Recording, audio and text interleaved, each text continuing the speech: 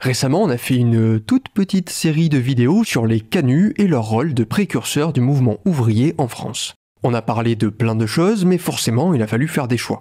Alors, on a demandé à Ludovic Frobert, un historien qui a longtemps travaillé sur les canuts, de nous accorder un entretien pour explorer plus en profondeur certains sujets.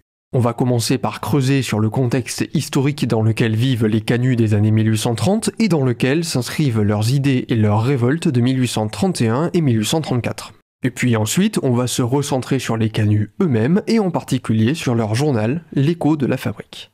La liste des questions est dans la description, donc n'hésitez pas à vous balader dans la vidéo et n'hésitez pas non plus à la mettre sur pause si vous voulez mieux voir les illustrations ou lire les compléments que j'ai rajoutés et qui ont tendance à disparaître assez vite, mais bon, l'avantage de YouTube, c'est qu'on peut faire pause, donc n'hésitez pas. Je précise qu'on a filmé cet entretien à la Bourse du Travail de Lyon, ce qui est particulièrement cool parce que c'est chez les canuts des années 1830 qu'on trouve les premières évocations, les premières idées de ce qui deviendra 50 ans plus tard, à la fin du 19e siècle, nos bourses du travail. Donc c'est plutôt chouette et j'en profite pour remercier la CGT Éducation et le syndicat de l'imprimerie du livre et du papier carton de la CGT pour nous avoir prêté les salles. Une toute dernière chose avant de laisser Ludovic Frobert se présenter, les 2 derniers bouquins qu'il a écrits sur les canuts sont excellents. Celui-ci, Les canuts ou La démocratie turbulente, se concentre sur les années 1830 et s'intéresse moins aux 2 grandes insurrections qu'aux idées politiques que les canuts développent à ce moment-là, en particulier dans leur journal, L'Écho de la Fabrique. En plus, cette édition-là, celle avec la couverture rouge, elle est trop belle, il y a plein d'illustrations dedans, les textes sont bien répartis, c'est un super travail d'édition que je conseille vivement. Et puis, son bouquin le plus récent s'appelle Le solitaire du ravin, qui était le pseudonyme d'un canut, un chef d'atelier hyper intéressant qui s'appelait Pierre Charnier et dont on va longuement parler dans cet entretien. Le bouquin suit sa vie et, à travers elle, nous fait rentrer dans le quotidien des canuts et dans ce bouillonnement qui vont leur donner le poids historique qu'on leur connaît. Dans les 2 cas, on sort du grand spectacle des insurrections et on rentre dans l'atelier, au plus proche de la vie quotidienne des canuts. Si ce que vous allez entendre pendant l'entretien vous intéresse, n'hésitez pas à acheter les bouquins, ils donnent un aperçu à peu près complet de qui étaient nos canuts. Sur ce, je remercie Ludovic Frobert d'avoir accepté de nous accorder cet entretien et je le laisse se présenter. Je m'appelle Ludovic Frobert, je suis historien et économiste de formation et historien au CNRS. Je travaille maintenant depuis une vingtaine d'années, je travaille principalement sur ce qu'on appelle le long 19e siècle, c'est-à-dire la séquence qui commence en 1815 et finit en gros en 1914. Il y a eu une période un petit peu antérieure où j'ai travaillé sur le moment de 1900 et des économistes, des économistes, des philosophes qui étaient comme François Simian ou Elia Lévy, qui à ce moment-là réfléchissaient déjà sur le socialisme. Et puis, à un moment, au début des années 2000, j'ai commencé à travailler sur ce qu'on appelle le premier 19e siècle, c'est-à-dire en gros plutôt la séquence, disons, 1815, 1851 jusqu'au coup d'État. Voilà, et ça fait donc une vingtaine d'années que je travaille d'une part, dans un premier temps, sur les premiers mouvements sociaux, et notamment, principalement sur les canuts de Lyon. Et puis, là maintenant, depuis une dizaine d'années, je travaille plus sur ce qu'on a appelé la première génération des socialistes dits utopistes, qui étaient, dirons-nous, des intellectuels, mais qui étaient aussi parfois des artisans eux-mêmes, qui pouvaient être, dans un certain nombre de cas, des tisseurs, mais surtout des typographes. Surtout des typographes, et parmi les typographes, des gens comme Proudhon, Leroux ou d'autres. Voilà. Et je travaille maintenant plutôt là-dessus. Donc voilà, principalement c'est ça. Principalement ces thématiques-là, avec une recherche qui est une recherche sur à la fois ce qu'a représenté de sérieux et faisant écho au présent, en termes à la fois d'espoir, de projection, mais également de savoir, voire aussi d'expérience et d'expérimentation, tout ce qui s'est passé à ce moment-là. Et qui fait écho véritablement à ce qui se passe depuis une vingtaine d'années, depuis une trentaine d'années. Finalement, il y a un pont qu'on peut faire paradoxalement entre ces années 1830-1848, pour rester sur les 2 révolutions, ce qui se passe à ce moment-là, et ce qu'on vit aujourd'hui. Et il y a un pont qui peut se faire par-dessus la période qui a été la longue période, je dirais, du grand mouvement ouvrier, et en même temps la période fordienne, taylorienne puis fordienne. Finalement, il est presque plus facile de faire des ponts entre 1830, 1848 et maintenant qu'entre la période disons, qui commence, qui va culminer avec la période de 1929 et aujourd'hui. Je trouve qu'il y a beaucoup plus de ressemblances. Et c'est pour ça que je travaille et je me passionne un petit peu pour cette période-là. Je pense qu'on peut rentrer directement dans le vif du sujet. On voulait avoir un peu des compléments sur le contexte national au début des années 30, parce qu'on a vu que c'est un tournant pour nos canuts qui, à ce moment-là, vont commencer à se réorganiser après un petit passage à vide et commencer à développer de nouvelles formes de lutte, etc. Mais c'est aussi lié à un contexte national qui évolue. 1830, c'est une révolution. Est-ce que vous pouvez nous expliquer ce qui conduit à cette révolution? Concrètement, quelles sont les forces en présence, qu'est-ce qui se joue là-dedans? Et puis, comment ça impacte nos canuts au niveau local à Lyon? En France, on a tendance à considérer qu'il y a une grande révolution, qui est la révolution de 1789, une deuxième qui est sa cadette immédiate, qui serait 1848, et la troisième qui serait vraiment la toute petite, qui serait la révolution de 1830. Or, il y a un enchaînement des trois révolutions, il y a une mémoire qui se joue à ce moment-là, et la révolution de 1830 est une révolution qui est extrêmement importante. C'est une révolution qui est extrêmement importante parce que c'est une révolution qui va faire chuter la monarchie et les Bourbons. C'est une révolution qui, au départ, se fait sous les auspices qui sont les auspices de la liberté, de l'émancipation et autres. Et donc, ce sont quand même des pamphlétaires ou des agitateurs qui sont des agitateurs libéraux, qui sont à la pointe au niveau national du mouvement qui conduit entre 1824 et 1830 à la chute de la royauté. Et en même temps, c'est une révolution qui est très importante parce que non seulement c'est une révolution qui va mettre au premier plan la liberté, mais c'est une révolution qui implique le peuple. Encore une fois, les barricades de 1830 sont portées par le peuple.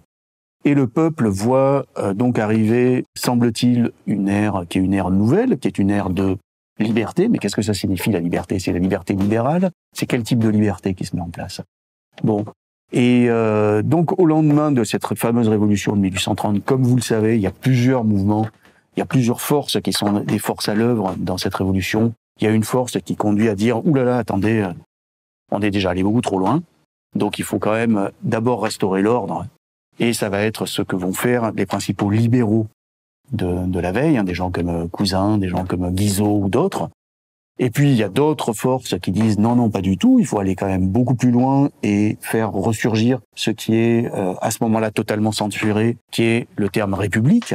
Le terme République est censuré parce que la République renvoie à 1793 et à la terreur. Et donc, on parle pas de République, d'ailleurs, on va parler dans ce moment-là de démocratie. Et puis, il y a d'autres auteurs au sein de ce camp-là qui vont dire non seulement il faut viser la République, mais la République, ce n'est pas simplement un ensemble de droits formels qui corsettent la citoyenneté civile, mais c'est également d'autres droits, et en particulier des droits politiques et des droits sociaux. Et c'est une période qui est très importante parce que cet aspect-là va être capté par les corps de travailleurs de l'époque, et donc il faut dire immédiatement, ça introduit à la thématique des canuts, que les travailleurs de l'époque, ce sont des artisans, ce sont des artisans urbains. Ce sont pas des ouvriers, les ouvriers de manufacture ou de la manufacture concentrée, puis de l'usine, qu'on verra apparaître dans la deuxième partie du 19e siècle. Là, ce sont des artisans. Or, pour ces artisans qui ont fait la Révolution en 1830 à Paris, mais à Lyon, mais aussi ailleurs, les lendemains de la Révolution sont extrêmement décevants. Parce que la liberté qu'on leur a annoncée, elle prend un tour qui est un tour très simple, c'est la liberté des transactions. C'est ce qu'on appelle, sur toute l'histoire du 19e siècle, la liberté de gré à gré. C'est-à-dire de dire qu'entre un individu et un autre, il y a simplement une transaction qui est une transaction individuelle. Sauf que, bien entendu, pour ces artisans, cette liberté de transaction, c'est une liberté qui est, tronquée, dans la mesure où il y a bien entendu, il y a une asymétrie de relation entre un donneur d'ordre, très souvent, et celui qui le reçoit. Et donc, par rapport à ça, au lendemain de la Révolution, ils commencent à réfléchir à d'autres choses. Et en particulier, ils réfléchissent à comment, face à ce monde qui se met en place, qui est le monde quand même de la liberté libérale, inventer d'autres formes de liberté, d'égalité, de fraternité et autres. Et c'est pour ça que dans ce moment-là, on commence à travailler sur la liberté libérale, ça fait un monde d'individus, d'atomes, et peut-être qu'il faut réfléchir à une liberté qui associe, qui socialise ou autre, et c'est pour ça qu'à ce moment-là naît par exemple le vocable socialisme. Voilà. C'est pour ça que la grande thématique de l'époque, et qu'on va retrouver dans notre histoire lyonnaise, au lendemain de 1830, c'est la thématique de l'association. Et au-delà de la thématique de l'association, tout ce qui fait société, sociale, ce qui fait pas individu ou individualisme. Voilà. Donc c'est une révolution qui, effectivement, 1830 peut apparaître comme étant mineur par rapport à, bien entendu, ce qui se passe en 1789, 1793. Peut-être en dessous, par certains côtés, de ce qui se passe en 1848, qui va être le printemps des peuples au niveau européen, avec toutes les révolutions européennes et pas simplement en France. Mais c'est quelque chose qui, sur le plan conceptuel, est très très important. Parce que c'est le moment où ça bascule. Où ça, pour la première fois, apparaît une forme... Enfin, on pourrait dire qu'avant 1789, ça apparaît avec la physiocratie et autres, mais où apparaît véritablement ce que nous, on aurait tendance à appeler aujourd'hui, et sans vouloir faire trop d'anachronisme, le libéralisme économique, qui est dans une forme très, très clairement exprimée, que ça soit par la secte des physiocrates, entre, en gros, 1758 et le ministère Turgot juste avant la Révolution française, mais surtout qu'on voit ressurgir au moment de la Révolution de 1830. Donc voilà, c'est pour cette raison-là que c'est une révolution importante, et c'est dans cette révolution, c'est au sein de cet ensemble-là que vont se dérouler les événements lyonnais. On a cité dans la vidéo le fait que les canuts parlent de liberté meurtrière. Oui. Dans justement l'échange de gré à gré, ils ne sont pas libres. Ils disent très clairement, il y a un espèce de chantage qui se fait parce que nous, on risque de mourir de faim, là où le patron ou le soyeux, etc., finalement, risque de perdre un peu d'argent. Donc ils ont une vision déjà assez claire de tout ça. Justement, vous parliez de la thématique du socialisme qui est vraiment la thématique de l'époque. C'est aussi le cœur de votre travail aujourd'hui. Est-ce que vous pouvez nous en dire plus sur notamment les deux écoles qu'on a normalement abordées dans la vidéo, c'est le saint-simonisme et le fouriérisme, qui apparaissent un peu avant les années 30, mais qui pénètrent vraiment Lyon après 31 et dans les années 30. Est-ce que vous pouvez nous en dire plus, nous dire ce qui les rassemble, ce qui les différencie aussi, quel impact ils ont sur les Lyonnais, sur les canuts et sur leur lutte? Le saint-simonisme procède, bien sûr, de l'œuvre de Saint-Simon. Saint-Simon décède en 1825 et laisse un dernier texte qui est le nouveau christianisme. La grande idée de Saint-Simon, c'est que ce qui désormais va structurer les sociétés modernes et les sociétés européennes modernes, c'est une nouvelle réalité qui est, bien sûr, ne plus être la rapine, la guerre, la conquête et autres, mais l'industrie, qui est une activité positive, qui est une activité additive par rapport à la guerre, qui va être une activité de destruction. Désormais, les sociétés européennes sont fondées là-dessus. Donc Saint-Simon lui-même, c'est pour ça qu'on dit que c'est une période très importante sur le plan conceptuel, crée un nouveau vocabulaire, industrie, industriel, partie des industriels, industrialisme et autres. Bon, et ça se développe, puis Saint-Simon meurt en 1825, et se développe sur la base de cette œuvre-là, une école qui est extrêmement brillante, qui va avoir une phase théorique entre gros 1825 et 1832, qui va travailler sur cette intuition de qu'est-ce que sera ce monde industriel, l'industrialisme et autres. La formule centrale du saint-simonisme, c'est à chacun selon ses capacités, à chaque capacité selon ses œuvres. Ça signifie très simplement que le monde qui va surgir sera un monde qui sera quand même un monde basé sur des principes. Et sur des principes qui ressemblent quand même à des principes de justice. À chacun selon ses capacités, ça veut dire que dans le nouvel atelier industriel qui va se mettre en place et qui va être le monde, chacun sera doté en instruments de travail, il sera peut-être pas propriétaire, mais au moins doté en instruments de travail, en rapport avec ce qu'il est capable de faire. Voilà, en rapport avec sa capacité. À chacun selon ses capacités, ça veut dire ça. À chaque capacité selon ses œuvres, ça veut dire que non seulement on lui donnera les outils de production, ou les outils de conception, ou les outils d'innovation en rapport avec ce qu'il est capable de faire, mais il sera également rétribué de façon proportionnelle à ça. Bon, ce qui est déjà un immense progrès dans la façon de penser les sociétés, parce que ça veut dire que n'importe qui, et aujourd'hui on dirait des hommes, des femmes, des hommes de couleurs différentes, et ainsi de suite, n'importe qui fait la course à égalité. Le saint-simonisme se développe sur cette base-là. Au sein du saint-simonisme, il va y avoir, bien entendu, des fractions qui vont être des fractions qu'on pourrait dire rigoureuses, intégristes ou autres, qui vont avoir une approche qui va être une approche, parce que quand on le lit, la formule de cette manière-là, c'est une formule qui est méritocratique. Bon. C'est pour ça que d'ailleurs la référence au saint-simonisme a ressurgi au moment des présidences Hollande et surtout de la présidence actuelle. Bon, parce que bien entendu, c'est une société d'abord de technocrates, et puis c'est une société méritocratique, au sens fort du terme. Parce que finalement, les saint-simoniens nous disent, il existe des premiers de cordée, ni plus ni moins. Et les premiers de cordée doivent être les premiers dans la cordée et les premiers rémunérés dans la cordée. Bon. Mais c'est également un mouvement intellectuel qui a une telle plasticité, une telle virtualité, que certains vont dire, si effectivement on doit se diriger vers des principes de justice, il est peut-être pas nécessaire que ce soit des principes aussi méritocratiques que ça, parce que finalement, si on vit dans une société juste, eh bien, pourquoi il y aurait une rétribution en rapport étroit avec la contribution? Et donc, beaucoup vont assouplir la formule et vont l'amener vers des formes qui seront des formes beaucoup plus humanistes. Et tout un ensemble de courants du saint-simonisme part dans cette direction-là. Et par exemple, partent dans cette direction-là les deux prédicateurs qui viennent à Lyon en 1831. Pierre Leroux et Jean Reynaud sont plutôt sur une ligne dans laquelle, effectivement, ils disent on doit réaliser cette formule-là, mais on doit la réaliser sous une forme véritablement satisfaisante, qui doit être une forme beaucoup plus souple.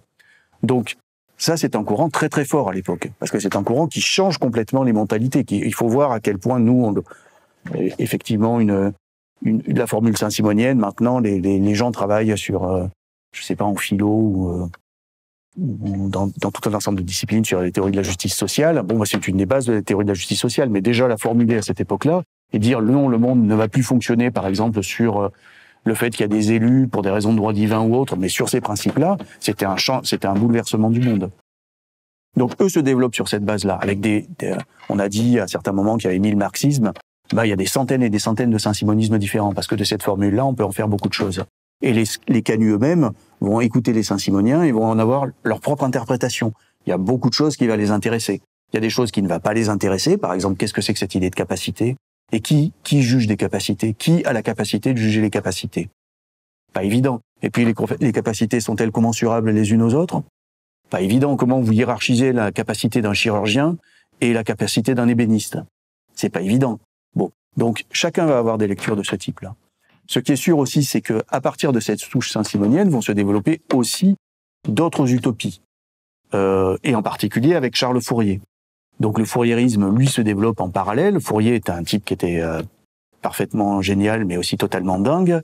Et donc il y a toute une école qui se développe à partir du fouriérisme dans les années 1830 et qui va aussi impacter à Lyon, avec là aussi, au centre du fouriérisme, l'idée d'un bouleversement possible du monde, mais d'un bouleversement à créer, à faire, et un bouleversement qui doit se développer à partir d'une autre formule de justice, et puis d'autres formes d'expérimentation, le phalanstère notamment. Donc ça aussi, les gens en entendent parler un petit peu partout, le lisent, le travaillent, le réfléchissent et autres, et notamment ça se réfléchit dans différents milieux, dont le milieu des artisans, les canuts, mais également d'autres corps de métier. Et donc, il faut voir à quel point il y a une réflexion à ce moment-là qui se développe entre ces courants-là, mais c'est pas une réflexion qui est totalement dans un seul sens. Dans la mesure où il y a effectivement une réflexion dont on dirait, pour utiliser un vocabulaire ultérieur et faire un petit peu anachronisme, il y a des intellectuels, il y a des artisans, il y a des échanges dans les deux sens. Par exemple, pour le dire différemment, un des grands textes de l'époque, et c'est quand même une période, là encore, qui impacte directement la situation lyonnaise, la première formulation en français d'un principe de coopérative de production, ce qu'on va appeler une coopérative de production, paraît dans le journal L'Européen, qui est d'une des branches dissidentes du saint-simonisme, qui est en quelque sorte coordonnée par un théoricien qui s'appelle Philippe Buchez. Il présente ça au lendemain de la Révolution de 1830 en disant, voilà, par rapport à la liberté libérale dont on parlait tout à l'heure, il faut qu'on crée des endroits où ça fait groupe, où ça fait association, où ça fait solidarité. Bon, une des solutions, ça s'appelle pas encore la coopérative de production, mais c'est cette forme d'association de production. Bon, quand Buchez le formule dans l'Européen, il faut voir que avant ça, il est allé donner des cours à l'Athénée à Paris, et à l'Athénée à Paris, il a discuté avec les ouvriers, et un certain nombre d'ouvriers lui ont donné la solution. Et c'est une coproduction, cette idée-là. Voilà. Donc voilà en quoi il y a tous ces courants qui se développent, il y a le libéralisme qui se développe, qui lui va dire, avec des gens qui vont prendre le pouvoir en 1830 et qui vont être finalement la cible de ce qui se passe à Lyon, eux vont dire la modernité c'est la liberté libérale. Voilà, tout simplement, c'est ça, c'est la liberté des transactions. Par rapport à ça, vous avez des formes de justice sociale qui se développent dans le saint-simonisme, dans le fouriérisme, dans les dissidences du saint-simonisme, et notamment dans les dissidences très intéressantes qui tentent de marier le saint-simonisme au républicanisme, qui renaît aussi dans cette période-là. De tout ça naît parfois à certains endroits, il y a une alchimie qui se fait, naissent des termes nouveaux qu'on n'a jamais utilisés. Socialisme, par exemple, vont ressurgir autour de 1835 des termes qui ont été utilisés au moment de la séquence 1789-1796 comme communisme. Donc on voit ressurgir en 1835 et ressurgir avant Marx au tournant 1840. Un peu plus tard, vous aurez des termes, et dans les acceptions qu'on a aujourd'hui, du terme du type anarchisme aussi, qui apparaissent à ce moment-là. Mais il faut bien voir à quel point ça bouillonne, en fait. Ça bouillonne, et ça bouillonne dans ces têtes-là, et quand je parle de ces têtes-là, c'est des têtes, dans un certain cas, d'intellectuels, mais c'est aussi des artisans eux-mêmes qui sont confrontés au caractère, comme tu le disais tout à l'heure, totalement liberticide de la liberté libérale. Donc, par rapport à ça, qu'est-ce qu'on fait ? Alors, nous, on a parlé beaucoup de Lyon dans la vidéo. Là, on est encore sur Lyon. Qu'est-ce qui se passe au niveau des ouvriers ou des artisans qui commencent à tomber dans la classe ouvrière ? Qu'est-ce qui se passe de leur côté ailleurs en France ? Est-ce qu'il y a d'autres lieux comme ça d'effervescence, un peu de développement de nouvelles théories, de nouveaux concepts, de nouveaux moyens de lutte et d'organisation ? Oui, bien sûr. Bien sûr, la situation lyonnaise a été la situation la plus visible, la plus éclatante. On le mentionne souvent, je veux dire le jour où, à la fin novembre 1831, on se rend compte que la deuxième ville du royaume est tombée aux mains des ouvriers. C'est un choc absolument au niveau européen. C'est commenté dans la presse britannique, dans la presse allemande, enfin partout.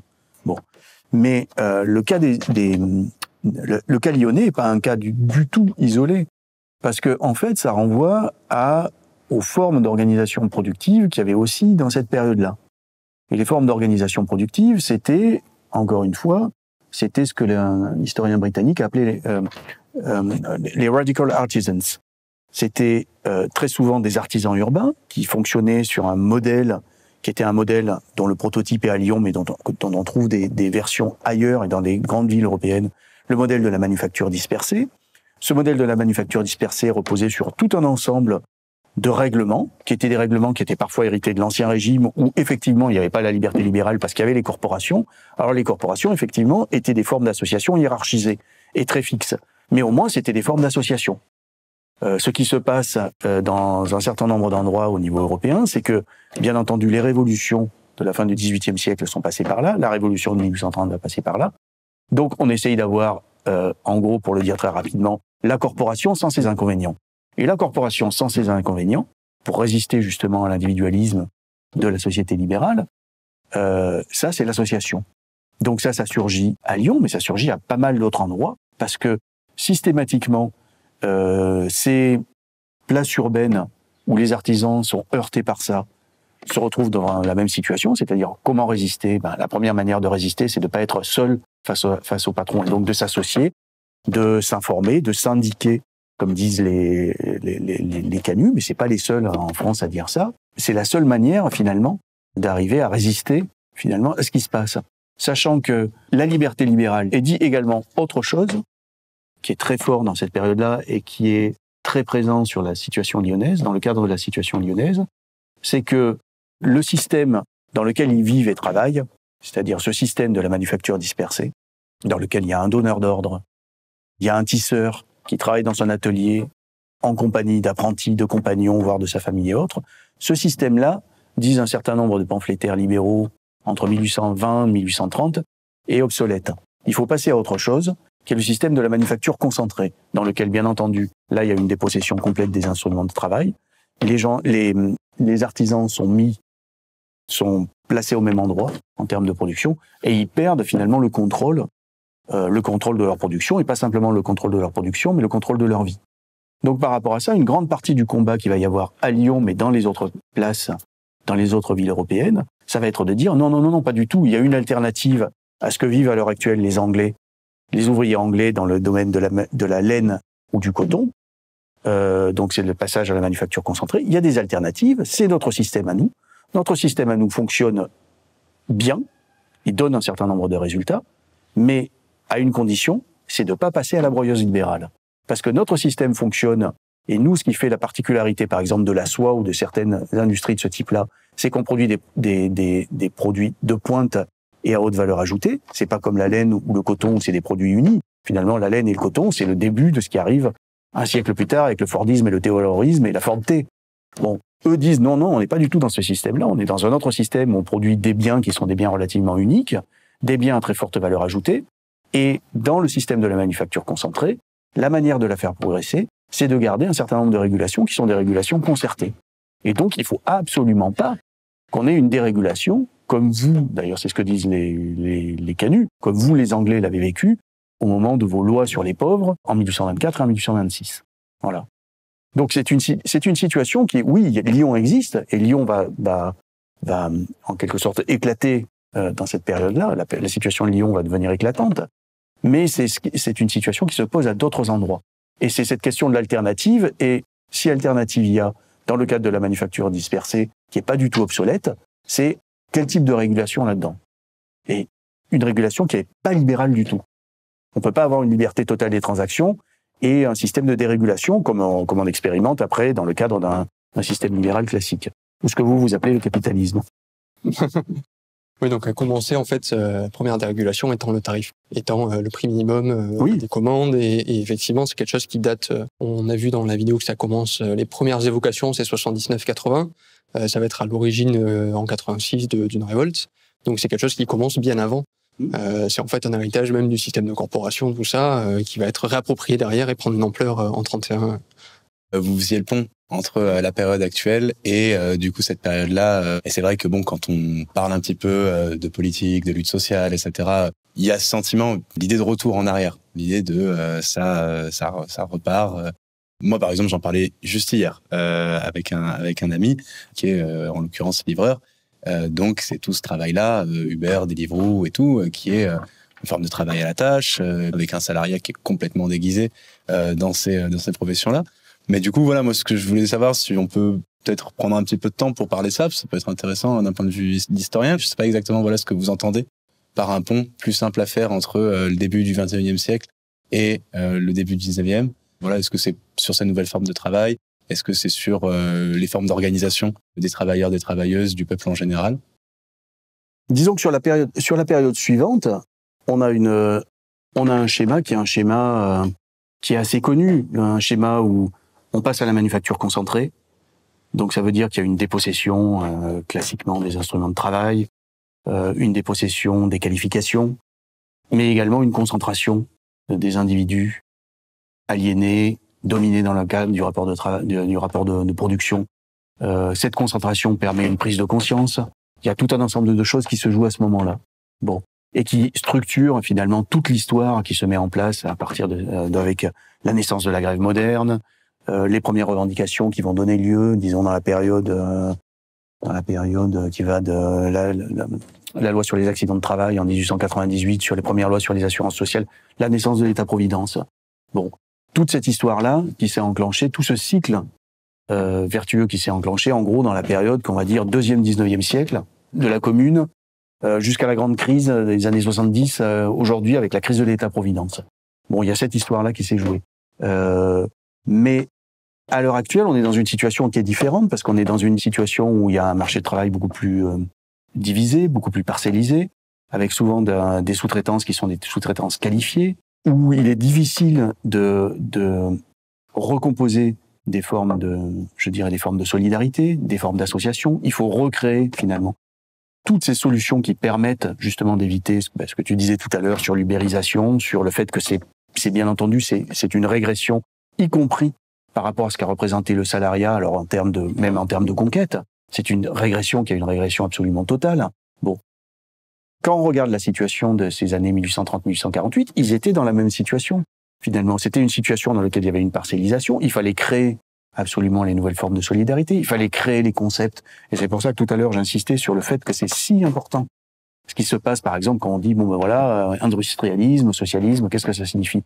Mais le fait qu'il y ait l'apparition de ces vocables-là renvoie à tout un ensemble de réflexions, qui sont des réflexions qui s'enracinent sur les pratiques économiques, des pratiques politiques, des pratiques symboliques et autres.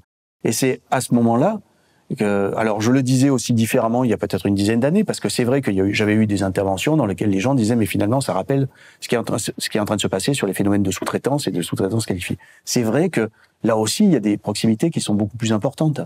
Donc c'est pour ça que cette période-là, à mon avis, est importante à travailler à l'heure actuelle, parce qu'il y a des ponts qui sont plus faciles à faire finalement que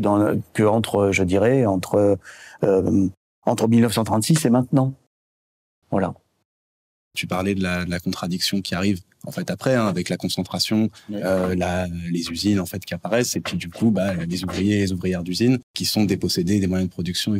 Est-ce que justement les canuts, c'est pas un espèce de une proto prise de conscience d'une contradiction en fait qui se creuse entre le soyeux et le canut, et une première prise de conscience que même si la machine appartient, est-ce que de facto on n'est pas déjà dans un contexte où les artisans de la soie se rendent compte que ils ont été déclassés, ou en tout cas qu'il y a un changement qui s'est opéré? Est-ce que c'est pas un moment où ça se passe, ce premier creux, quoi, et du coup l'émergence d'une forme de conscience de classe? Ce qui est sûr, c'est que c'est à ce moment-là que ça se révèle. Mais c'est aussi à ce moment-là que ça se révèle parce que, tout simplement, c'est aussi à ce moment-là, et pour la première fois, qu'apparaît dans toute sa splendeur et dans toute sa nudité, le projet d'une société libérale, et pas d'une société de liberté, mais d'une société libérale économique dure.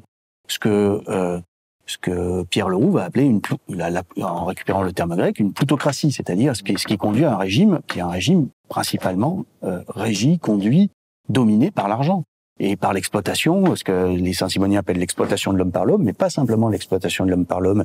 Et ça, c'est quelque chose qui n'est pas dans la situation lyonnaise, mais l'exploitation de la nature par l'homme. C'est pour ça que, par exemple, quand on lit les théoriciens de cette période-là, il y a bien entendu, il y a tout un ensemble de choses qui sont liées à l'exploitation de l'homme par l'homme et comment arriver à dévier ça.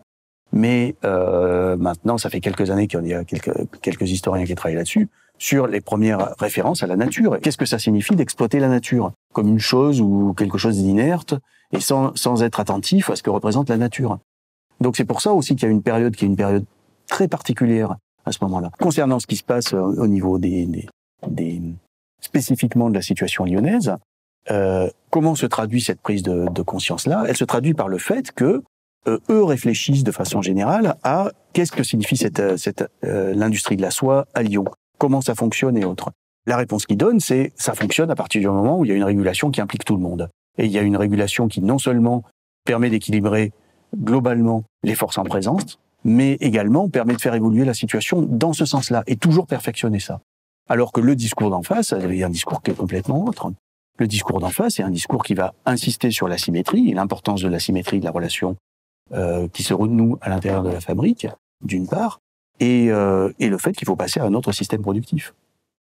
Sur les régulations, justement, qui sont le fruit d'un arbitrage, ça fait penser forcément Prud'homme, qui, après 1831, après l'insurrection, il y a un espèce de petit cadeau qui est fait on va réorganiser les prud'hommes pour qu'ils soient un peu plus équitables par rapport aux canuts, etc. Ils vont assez vite déchanter, mais il y a une période où ils vont vraiment s'intéresser à tout ça. Et ça me fait penser forcément à Pierre Charnier, personnage qu'on a évoqué dans la vidéo comme l'un des fondateurs du mutualisme et de la première association de secours mutuel. Vous avez consacré tout un livre à Pierre Charnier. Est-ce que vous pouvez nous en dire plus sur ce personnage, pourquoi il est intéressant, et à travers lui, les prud'hommes et le mutualisme et leur place dans la fabrique en 1831 et justement dans cette dynamique que portent les canuts? Mais Charnier, oui, j'ai passé plusieurs années à travailler sur Charnier parce que je trouve que c'est un personnage fascinant. Charnier est né en 1795 et il est mort en 1857, donc il est vraiment sur notre période. C'est un personnage fascinant parce que sur le plan politique, finalement, c'est un légitimiste. C'est quelqu'un qui est un partisan de l'ancienne royauté. Mais il est surtout intéressé par justement ce vieux système des corporations qui a sauté suite aux lois libérales, les lois de Chapelier de la période révolutionnaire. Et le système de corporation fonctionne plus à ce moment-là. Et donc, il s'intéresse beaucoup à ce vieux système de corporation. Et lui se pose la question dans les années 1820, toujours cette question qui est pendante, c'est de dire, bon, là, l'industrie de la soie à Lyon ne peut pas fonctionner sans régulation, ne peut pas fonctionner sur le système des transactions dites libres. C'est pas possible parce que sinon, le système des transactions dites libres veut dire que l'un bouffe l'autre. Bon. Et à partir du moment où l'un se retrouvera tout seul, de toute façon, c'est tout qui va péricliter. Et puis l'autre aura été bouffé de toute façon. Donc c'est vraiment pas une situation intéressante dans une période où on est censé avancer sur les questions de liberté, égalité, fraternité. Bon. Par rapport à ça, la question qui se pose dans les années 1820, c'est comment recréer quelque chose qui ressemble, dans le contexte nouveau, marqué par les valeurs qui sont des valeurs quand même plutôt révolutionnaires, comment recréer des formes de solidarité, association et autres, et surtout comment créer des moyens de casser ce système de la transaction de gré à gré. Donc le premier point sur lequel il réfléchit, et ça dès le milieu des années 20, c'est le devoir mutuel, c'est-à-dire le mutualisme. Bon, pour la raison de l'existence du code 1804, on ne peut pas créer des groupements supérieurs à une vingtaine de personnes, et lui réfléchit à des formes d'association dans lesquelles les chefs d'atelier s'informeraient, s'indiqueraient, se passeraient les informations, se prêteraient peut-être les outils, enfin, se donneraient déjà les moyens d'être plus efficaces, et également de peser probablement collectivement face au groupe des négociants. Parce que finalement, ils se rendent bien compte que la transaction de gré à gré d'un individu à un individu, c'est une fiction. Bon. Donc, il va travailler, il n'est pas le seul, il lance un petit peu le mouvement, mais il va travailler à la création de ce qu'on appelle le mutualisme des canuts et le devoir mutuel, c'est-à-dire l'association de tous les chefs d'atelier. Bon.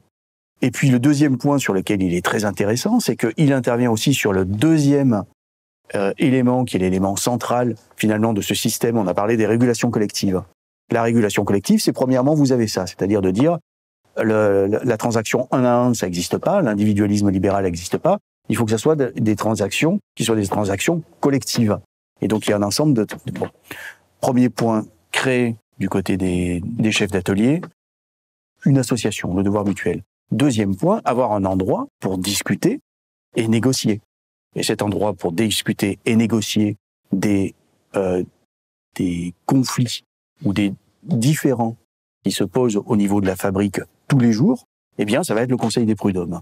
Et c'est pas un hasard si le Conseil des prud'hommes a été créé suite aux lois Le Chapelier de la période révolutionnaire, suite au désastre que ça occasionne en termes au désastre de l'absence de régulation qu'occasionnent les années suivantes. Eh bien, finalement, il faut créer une institution nouvelle. Cette institution nouvelle, c'est le Conseil des prud'hommes. Le Conseil des prud'hommes, c'est un endroit où on règle les différends entre les différents acteurs de la fabrique.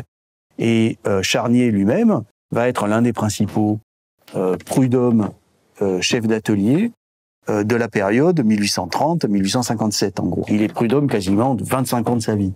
Pendant 25 ans, il va représenter les chefs d'atelier au sein des conseils des prud'hommes. Voilà. Et on s'est vraiment attaché à ces personnages parce que par ailleurs, il se trouve que les archives de Pierre Charnier avaient été découvertes et rachetées par Fernand Rude dans les années 30, qu'elles se trouvaient dans les caves de la bibliothèque municipale de Lyon. Et il y a un fonds d'archives de plusieurs boîtes qui sont un immense témoignage sur non seulement ses engagements, mais aussi sa vie. On apprend qu'il était, par exemple, c'était un collectionneur de tableaux. Alors ça surprend la première fois qu'on voit ce qu'il écrit sur les tableaux, sur la peinture et autres. Il s'intéressait à énormément de choses. C'était quelqu'un qui faisait des blagues. Il y a un certain nombre de blagues qui sont tout à fait intéressantes à lire chez lui. En même temps, c'était quelqu'un qui était extrêmement lucide sur la montée de cette nouvelle aristocratie d'argent qui voyait surgir sur la place lyonnaise avec des attitudes qui sont des attitudes. Alors c'est pas propre à Lyon, encore une fois, les autres utopistes de la période vont tous s'opposer à cet aspect-là. Mais chez lui, il y a vraiment une lucidité qui est une lucidité importante.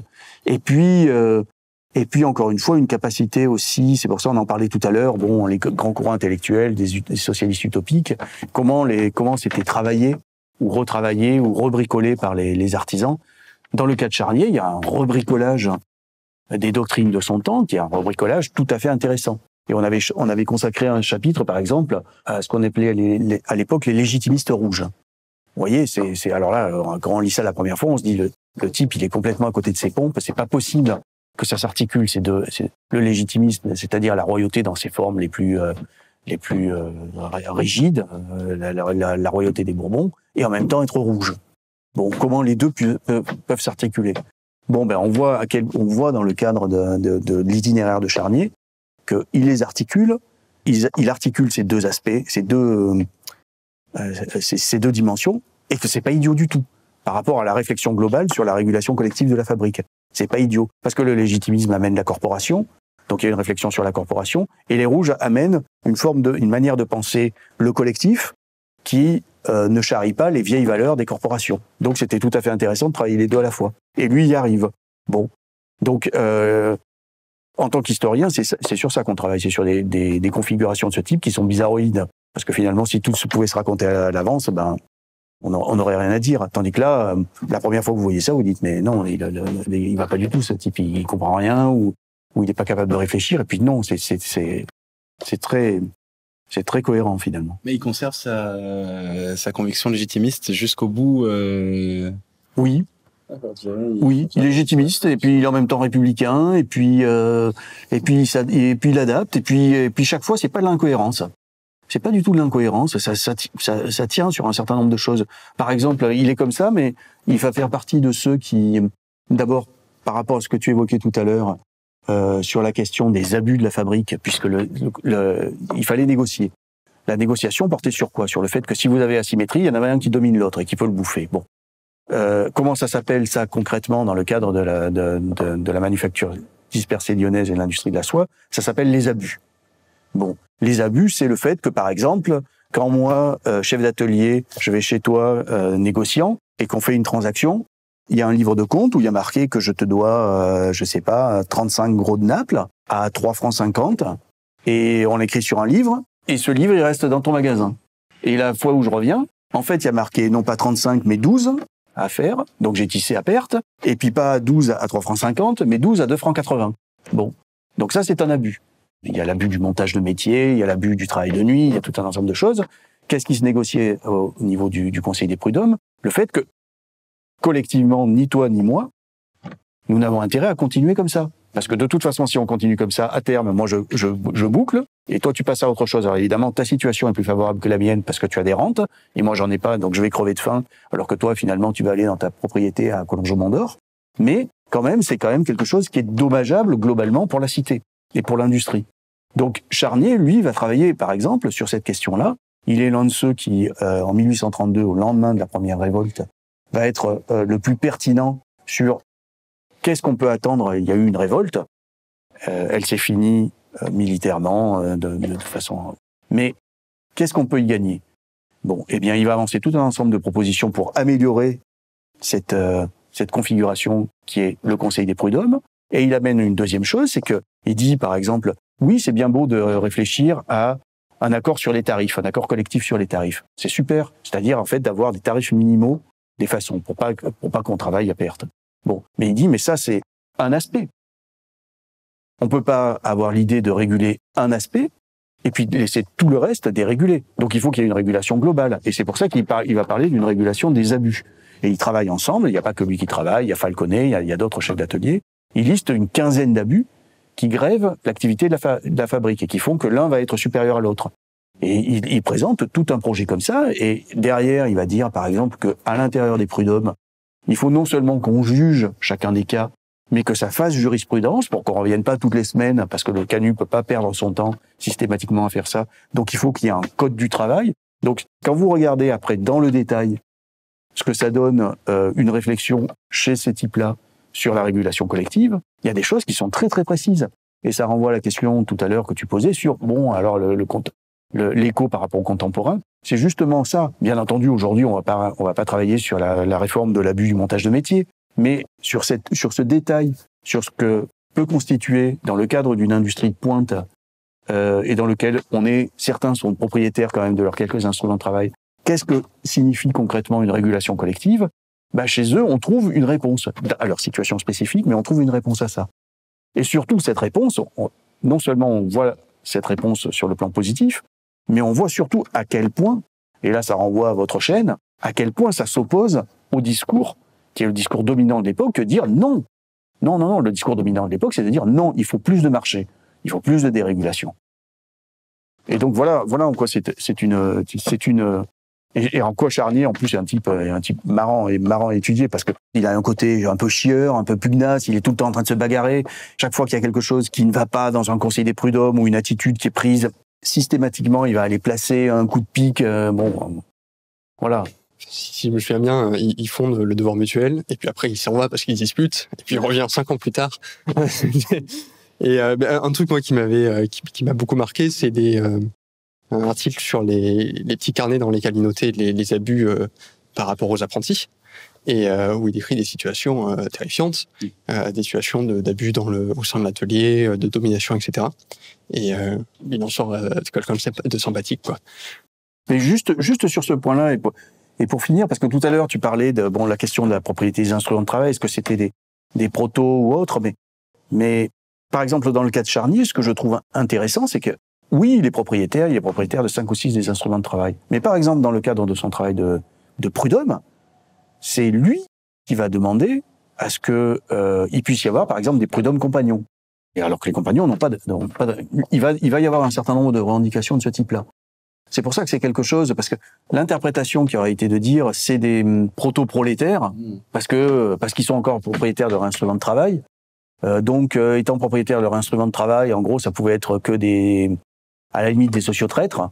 Bon, encore une fois, quand on va travailler au fond de la régulation et qu'on voit ce qu'il exige sur un certain nombre de chapitres, il y a des chapitres qui traitent pas, par exemple. C'est sûr que par rapport à la situation de 2022, par exemple, chez Charnier, vous pouvez bien regarder, il y aura pas des revendications pour que les femmes tisseuses soient représentées. Ça, vous trouverez pas.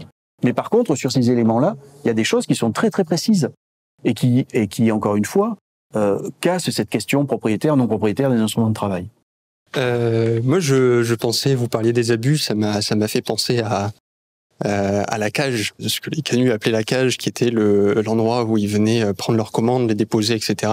Et qui était donc le lieu des abus, où c'était les femmes, les canuts du coup, qu'on a envoyés là-bas, et où il y avait les commis des soyeux qui faisaient du chantage sexuel, etc. C'est un truc qui les a beaucoup marqués. Et ça m'a fait penser donc à un coup de navette, qui étaient les petits proverbes canuts que l'écho de la fabrique diffusait, qui nous a un peu fait rire quand on l'a vu, mais qui en fait fait sens, qui est les ouvriers ne seront plus des ouvriers-moutons.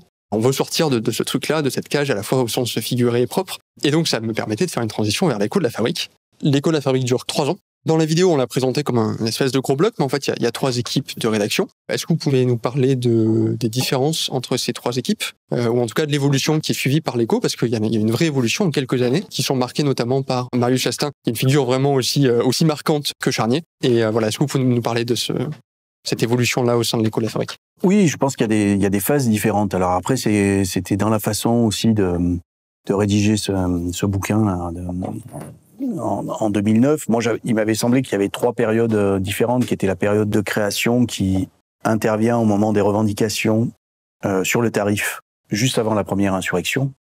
Et la première insurrection intervient parce que justement, collectivement, les tisseurs demandent à ce qu'il y ait une négociation collective sur les tarifs.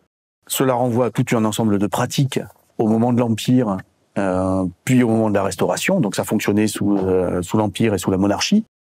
Et en 1831, ils apprennent, eux, dont on rebat les oreilles sur le fait qu'ils vivent désormais dans un régime de liberté, qu'ils n'ont pas le droit de faire ça. Que ça, c'est pas possible. Donc la dénonciation par le gouvernement de Casimir Perier des accords sur les tarifs met le feu aux poudres et déclenche en fait la première insurrection de Lyon. La première période du journal intervient à ce moment-là, c'est au moment où il y a à la fois cet espoir de revendication et puis la dénonciation, puis l'insurrection. Ils cherchent quand même à capitaliser un minimum ce qui s'est passé, et donc c'est ce dont on parlait tout à l'heure, sur la réforme des conseils des prud'hommes, essayer de renforcer le prud'homme dans le conseil des prud'hommes, dans ce qu'il représente, dans ce qui permet à ce moment-là. La première période du journal Les Canuts est vraiment une période qui est marquée par cet environnement qui est l'environnement en quelque sorte lyonnais.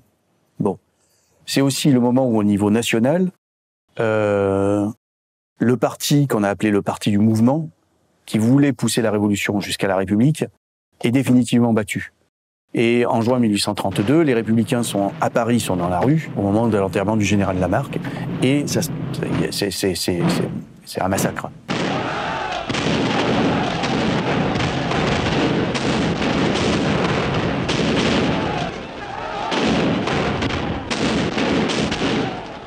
Dans la première période, les personnes qui sont les plus influentes sont des personnes qui sont assez proches du mutualisme, et puis c'est plutôt des tisseurs. C'est plutôt des tisseurs ou des gens très proches des tisseurs, comme Vidal, Falconet et d'autres. Dans la deuxième période, c'est la période qui débarre finalement à la moitié de l'année 32, et qui voit la réapparition en France du républicanisme, et puis encore une fois, même si ça s'appelle pas exactement comme ça, c'est aussi le développement, c'est cette jonction entre républicanisme et saint-simonisme qui va donner, dans un certain nombre de cas, un truc qui s'appellera le socialisme, avec des gens comme Pierre Leroux ou autres. Et donc la deuxième période du journal des canuts est tenue par quelqu'un qui n'est pas un canut, qui est plutôt un journaliste qui vient des professions du droit et autres, et qui, lui, en quelque sorte, va arrimer le journal vraiment à ce qui se passe en termes de républicanisme en France. Bon. Et je pense que au bout de 2 ans, ça dure à peu près 2 ans, donc c'est le moment où Chastain s'occupe du journal. Et puis il y a une troisième période où en fait Chastain est mis dehors, recrée lui son propre journal qui s'appellera, je crois, l'Écho des travailleurs.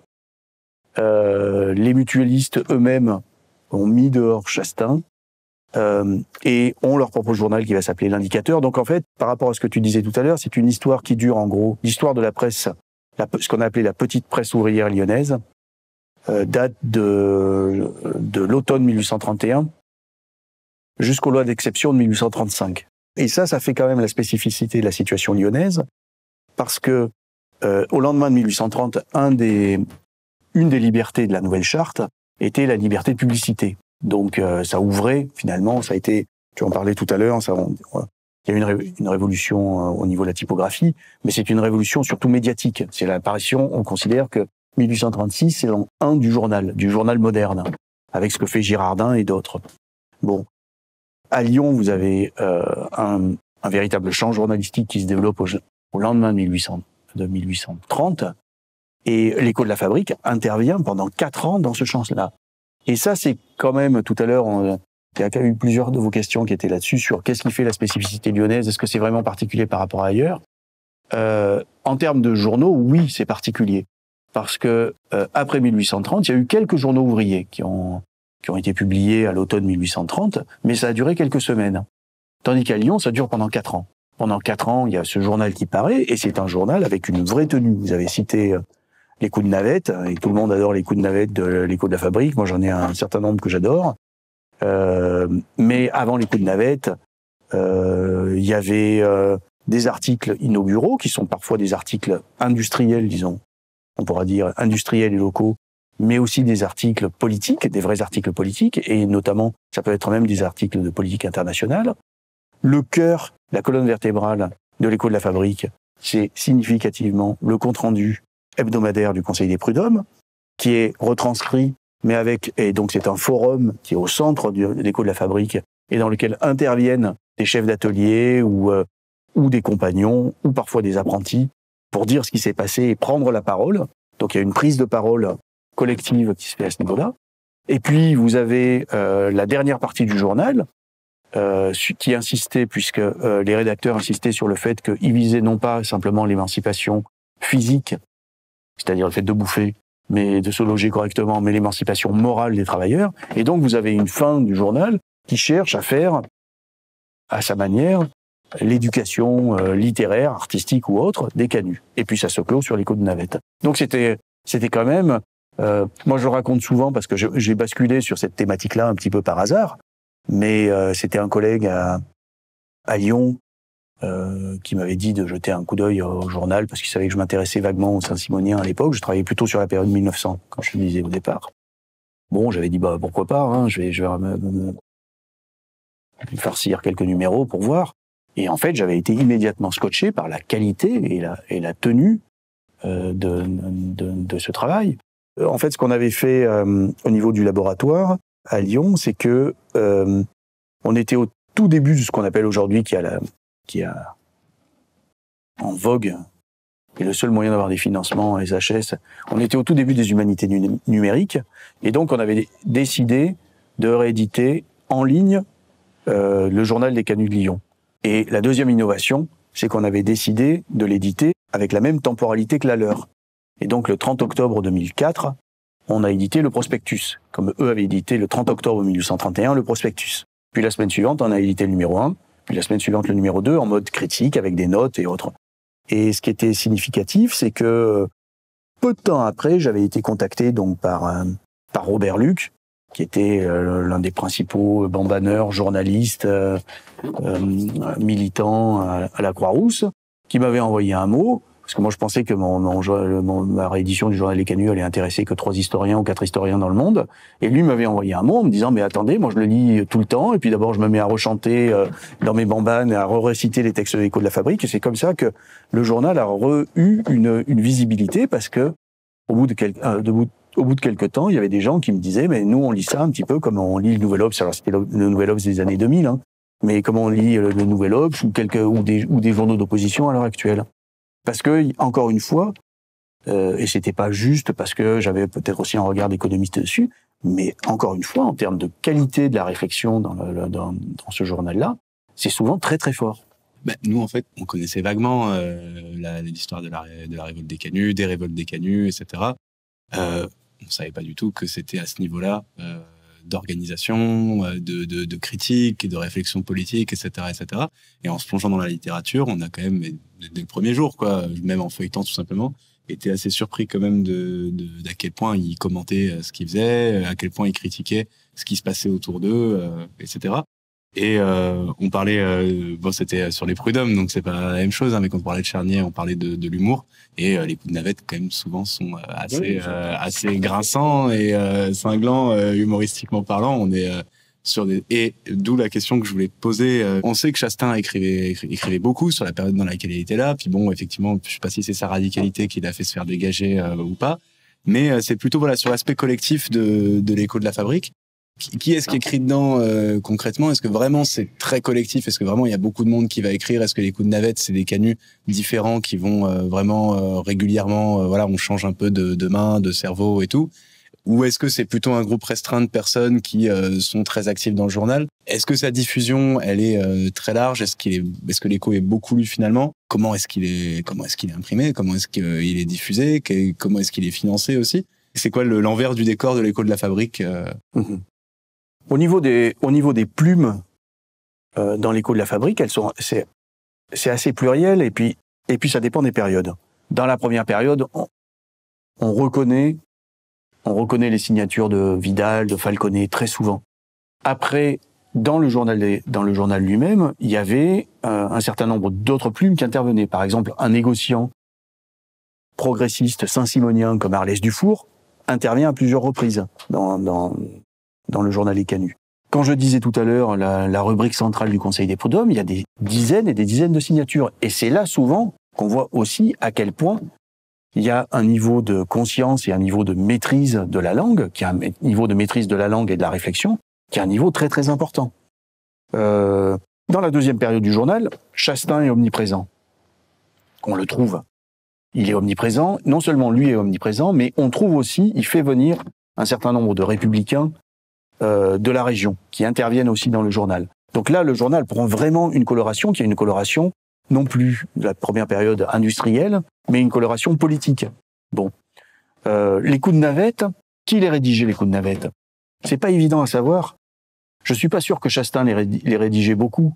Les coups de navette, ça renvoie aussi à toute une maîtrise de l'intelligence facétieuse qu'on peut avoir, et il y a des choses qui sont quand même, qui renvoient à des éléments qui sont pas des éléments, je dirais, strictement intellectuels.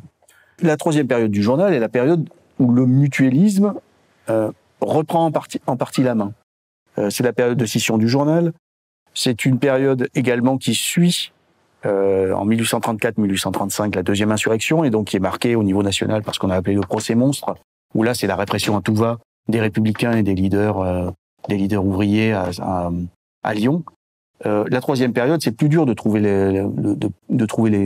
les signatures principales. Moi, je citais le cas de Derion. Derion intervient dans la troisième période du journal, mais parfois on les a pas, les signatures. Sur la question des imprimeurs, des éditeurs, et en quelque sorte de la matérialité et de la production matérielle du journal, là, il y a encore du travail à faire. Ça, c'est sûr et certain. C'est sûr et certain, et comme on le disait tout à l'heure, moi, si c'était à refaire, ça, je le referais. Parce que ça, c'est des éléments qui sont très importants. Et c'est d'autant plus important qu'à Lyon, il y a un milieu d'imprimeurs très riche.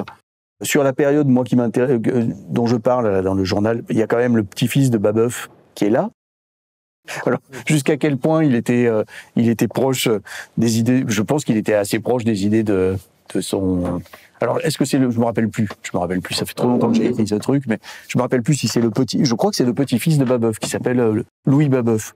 J'avais vu que dans le cadre de sa trajectoire, il reste peu de temps à Lyon, mais enfin, il est à Lyon à ce moment-là.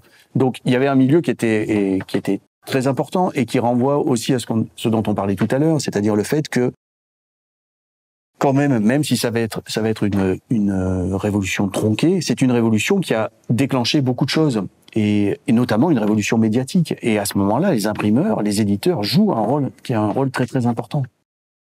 Bah du coup, comme on est toujours sur l'écho et on peut continuer un petit peu là-dessus, parce que j'avais posé la question du coup sur les plumes, mais c'est vrai que c'est quand même important de savoir qui est-ce qui écrivait dedans, pour savoir quelle connexion aussi ça avait avec les principaux concernés, quoi, donc avec les canuts.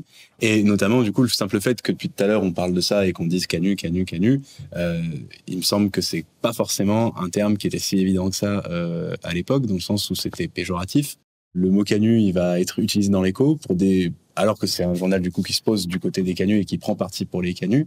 Quel rôle l'écho il a dans l'organisation et dans la prise de conscience d'eux-mêmes, des canuts. C'est peut-être un peu une question qui est similaire à celle d'avant, mais pour approfondir quoi sur ce côté. Non, c'est une question qui est essentielle, et là encore, c'est une question dont eux étaient conscients. Et c'est pour ça qu'il y a, notamment, ça avait fait l'extase de mes collègues linguistes, il y a ce concours qui est absolument incroyable, dans l'année 1832, où ils disent, bon ben voilà, on nous stigmatise sous le terme de canut, qui est quand même péjoratif. Non seulement il y a un aspect stigmatisant, mais c'est pas à nous. C'est pas quelque chose qui est à nous. Donc ils font ce concours qui est quand même incroyable et qui apparaît sous la forme d'un concours, une nouvelle fois. C'est-à-dire avec un forum, une discussion, une communication, comme on dirait en philo moderne. Il y a une communication qui se fait globale en disant, bon ben voilà, comment nous, collectivement, on va considérer qu'on doit s'appeler en tant que classe. Bon, et il y a ce concours qui est absolument incroyable à lire, avec des propositions du type Bombixier, enfin, on va s'appeler Bombixier, parce que bon, voilà. Mais c'est quelque chose qui est très important, parce que ça renvoie encore une fois à ce que tu disais tout à l'heure, c'est-à-dire, est-ce que c'est des protos? Et des protos quoi? C'est pas des protos, et non, parce que, je veux dire, des protos, ça voudrait dire qu'ils vivent avant un temps qui est un temps important, ou à un moment qui est pas important. Non, ils vivaient bien dans leur présent. Ils vivaient bien dans leur présent, et ils étaient sensibles à ce qui était en train de se passer et comment faire en sorte de ne pas crever. Bon. Derrière la question de ce concours-là, il y a une question qui est essentielle, c'est que, là encore, quand on lit la correspondance de Guizot ou des éminences de l'époque, ils disent la manufacture dispersée, bon d'abord ça fonctionne pas très très bien, et puis il faut bien voir que l'objectif c'est de sortir des soieries. Bon, de quoi a-t-on besoin? 1, un donneur d'ordre, un chef, un patron, et 2, des ouvriers. Donc, dans le tableau actuel, il y a un parasite, c'est évident, c'est le chef d'atelier. Bon.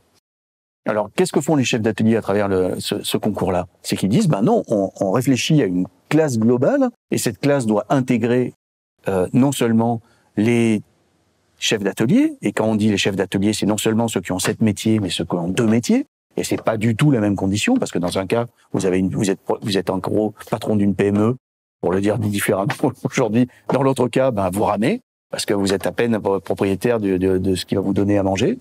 Bon, non seulement, donc, il disait, le terme générique va permettre de nous désigner, nous tous, et là encore, c'est quelque chose d'important, parce que je vous rappelle que quand il y a eu la réforme du Conseil des prud'hommes en 1832, le gouvernement de l'époque avait décidé de réformer en donnant la capacité, une nouvelle fois cette idée-là, la capacité d'être prud'homme aux chefs d'atelier possédant un minimum 4 métiers, ce qui était, en termes modernes, une manière de saucissonner la classe.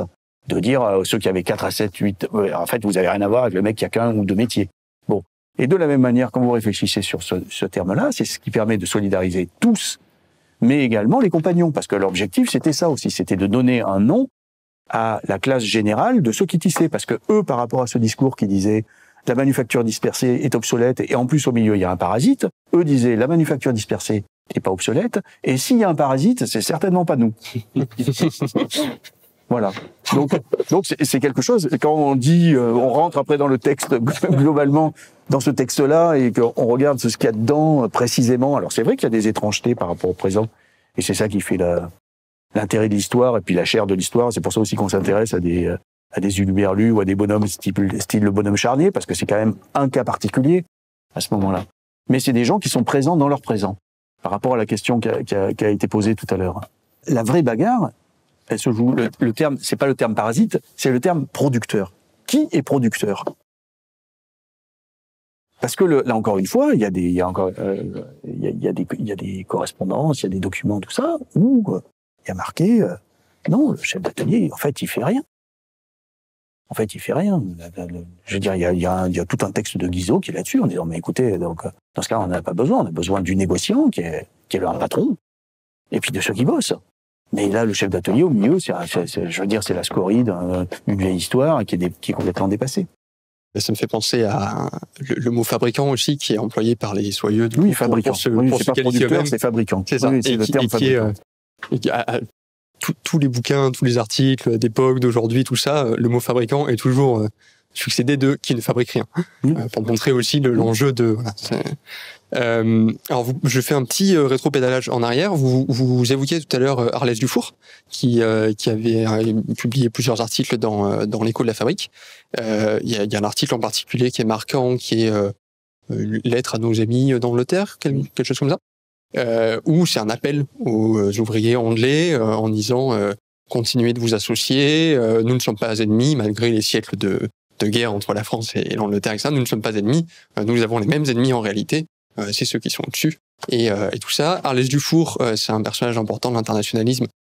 30 ans plus tard, il va être l'un des principaux promoteurs de la rencontre entre des délégations ouvrières françaises et anglaises à l'exposition universelle de Londres en 1862, si je me souviens bien, qui va déboucher derrière, 2 ans plus tard, sur la fondation de la première internationale, l'Association internationale des travailleurs. Justement, sur la question de l'internationalisme, nous, on a été très surpris de voir des appels comme ça aux ouvriers de l'autre bout de l'Europe. On a vu aussi, même si ça ne s'exprime pas tout à fait de la même manière, on a vu une prise de conscience, enfin en tout cas une critique de ce qu'on n'appelait pas encore l'impérialisme, mais une critique de la guerre coloniale en Algérie, où les canuts étaient directement impliqués, étant donné que l'armée essayait de les recruter pour aller taper des Algériens. C'est quoi les échanges et c'est quoi les contacts que les canuts établissent avec justement les ouvriers ou les artisans, en tout cas les producteurs d'autres pays en Europe et peut-être, pourquoi pas, en dehors de l'Europe? Il y a un contact privilégié avec l'Angleterre. D'ailleurs, un des grands regrets, un serpent de mer qu'on n'a jamais réussi à attraper ni même à photographier, c'est que vous savez qu'il y a John Boring, qui est un proche de Jeremy Bentham en Angleterre, qui vient à Lyon en 1832. Il vient à Lyon pour une raison simple, c'est que en Angleterre, ils avaient quelque chose qui ressemblait à Lyon, à la Croix-Rousse, qui était le quartier de Spitalfields, qui était le quartier des tisseurs. En fait, les quartiers de Spitalfields, à partir des années 1820, est touché par les Poor Laws, c'est-à-dire les lois sur les dérégulations qui sont mises en place en Angleterre, parce qu'au Parlement, il y a un certain nombre d'économistes qui sont disciples de Ricardo et autres, qui mettent en place une forme de libéralisme économique. Et en quelques années, l'industrie à Spitalfields se casse la figure complètement. Et donc, c'est pour ça que Boring vient à Lyon, parce qu'à Lyon, ça fonctionne. Bon. Et donc, qu'est-ce qu'il découvre à Lyon? Il découvre ce système qui est quand même un système très particulier de régulation. Il y a des régulations collectives, ce qui veut dire aussi que la municipalité intervient et est attentive à ce qui se passe, par exemple en termes de formation, avec la création de l'école de la Martinière et autres. Et alors, voilà le serpent de mer en question. À un moment, Boring dit, alors je ne sais pas si c'est que ce jour-là, il lui avait servi du Beaujolais ou autre chose, mais il dit l'Écho de la Fabrique est le seul journal réédité à Londres et lu par les ouvriers anglais. Bon, moi, j'ai jamais trouvé une version qui aurait été une version anglaise où les extraits, pendant très longtemps, j'ai pensé que c'était des extraits de l'Écho de la Fabrique, ça, je l'ai pas trouvé. Par rapport à votre question, il y a quand même énormément d'observateurs anglais qui viennent à Lyon voir ce qui se passe. Et je pense qu'il n'y a pas que moi j'avais travaillé sur principalement ça, parce qu'il y a aussi Stuart Mill qui vient faire tout un ensemble de reportages sur ce qui est en train de se passer à Lyon. Il y a les types comme Babbage et autres qui travaillent sur la manufacture, les systèmes de la manufacture qui viennent à Lyon. Concernant les rapports qu'il pouvait y avoir, à mon avis, vu ce qu'était la communication à l'époque, le système de communication à l'époque, je pense qu'il ne peut pas y en avoir. Ce qui est beaucoup plus intéressant, c'est cette réflexion en termes de puisqu'on en parlait tout à l'heure, comment on passe de la corporation à quelque chose qui est autre chose que la corporation et à un niveau beaucoup plus important.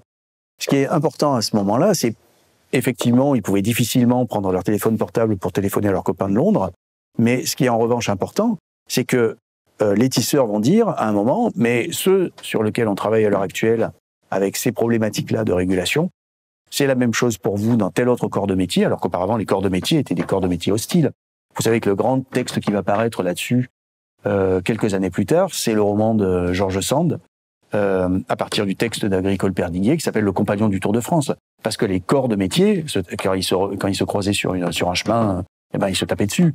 Tandis que là, ce qui se passe à Lyon, et c'est déjà là aussi, il faut remettre en contexte le caractère inouï de ce qui est en train de se passer, c'est que les tisseurs vont dire à des corporations qui sont des corporations proches, mais notre combat, c'est également le vôtre et on est solidaire avec vous. Non seulement à Lyon, mais ils commencent à contacter les gens qui viennent de la vallée, qui montent sur Saint-Étienne.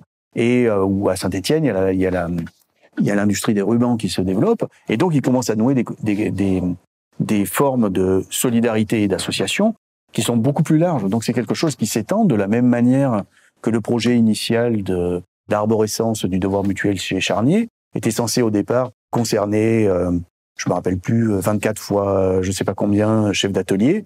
Donc ça faisait à peu près 140 chefs d'atelier. Mais l'idée, il le dit d'ailleurs dans un de ses textes, c'est que les 7 ou 8 000 tisseurs de Lyon soient tous dans cette association-là.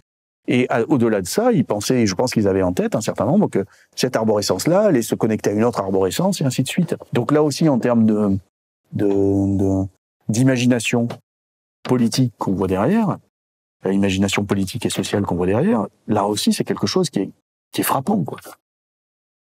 On a noté dans la vidéo que en 31, effectivement, il y a l'association des ouvriers en soi, et puis on essaie d'élargir, etc. Et en fait, en 34, on parle d'association universelle, des travailleurs, qui va mener à l'association des peuples, à la paix. Oui, mais par rapport à ce qu'on disait tout à l'heure, c'est vrai que aussi, cette situation-là, on peut l'étudier à Lyon, mais on voit aussi que ça bouge aussi à énormément d'autres endroits, et ça bouge aussi sur le plan, on parlait tout à l'heure des premiers utopistes ou du réveil du mouvement républicain, ou de ce qui se passe au niveau des sociétés républicaines, comme la Société des droits de l'homme dans la période 1832-1834, ça bouge énormément à ce moment-là. Et ça bouge aussi parce que le régime devient un régime de plus en plus sec et de plus en plus répressif. Le régime de Louis-Philippe sur la période entre 1831 et 1835, ça change énormément. Et d'ailleurs, en 1835, il y a ce fameux attentat contre le roi Louis-Philippe. Et là, pendant 5 ans, toutes les libertés sont suspendues. Et donc, pour voir ressurgir les choses à Lyon ou ailleurs, il faut attendre en 1840 et les grands mouvements de grève de 1840, et puis la publication de tous ces titres qui sont connus de la littérature utopiste, comme Le voyage en Icarie de Cabet, De l'humanité de Pierre Leroux, Organisation du travail de Louis Blanc. Et ça, ce qui se passe à ce moment-là, la floraison de ce moment-là, en termes de revendications politiques et en termes de revendications économiques, ça donne après, 7 ou 8 ans plus tard, la révolution de 48. Un autre aspect de l'éco qui est surprenant, même si quand on le creuse, on se rend compte qu'on reste dans une perspective qui est aujourd'hui évidemment totalement dépassée, c'est une espèce de proto-féminisme où on ouvre les colonnes du journal aux rédactrices de Le Conseil des femmes, qui est le journal de Eugénie Siboyer. C'est ça, Niboyer, féministe qui a fondé quelques années auparavant le premier journal par des femmes pour des femmes à Paris, qui descend à Lyon à ce moment-là et qui publie aussi donc Le Conseil des femmes. Est-ce que vous pouvez nous parler de justement cette conception-là qui commence à se développer du féminisme, des rapports de genre, les premières réflexions là-dessus? Il y a 2 aspects. Le premier aspect, c'est que effectivement, ça a été travaillé par un nombre de grandes historiennes. La première essor d'une réflexion féministe se fait dans le cercle saint-simonien. Il y a chez les saint-simoniennes plutôt, il y a une réflexion qui se développe et il y a une première génération qui publie d'ailleurs, là aussi, comme ça se fera à Lyon, qui publie des journaux. Et là encore, c'est quelque chose qui est aujourd'hui peut-être difficile à recontextualiser, mais c'est absolument inouï. C'est absolument inouï parce qu'une femme n'écrit pas. Une femme n'écrit pas. Certaines vont écrire, mais elles vont écrire d'abord, elles vont pour la plupart prendre des pseudonymes, comme George Sand par exemple. La seule que je connais qui garde ce nom-là, c'est Pauline Roland. Mais dans le cercle saint-simonien, il y en a un certain nombre qui créent des journaux. Alors c'est des saint-simoniennes, ça peut être des fourriéristes aussi. Ça, c'est le premier aspect. Ça se développe en 1830, puis ça ressurgit en 1840, ainsi de suite. Là aussi, ça suit finalement le mouvement socialiste.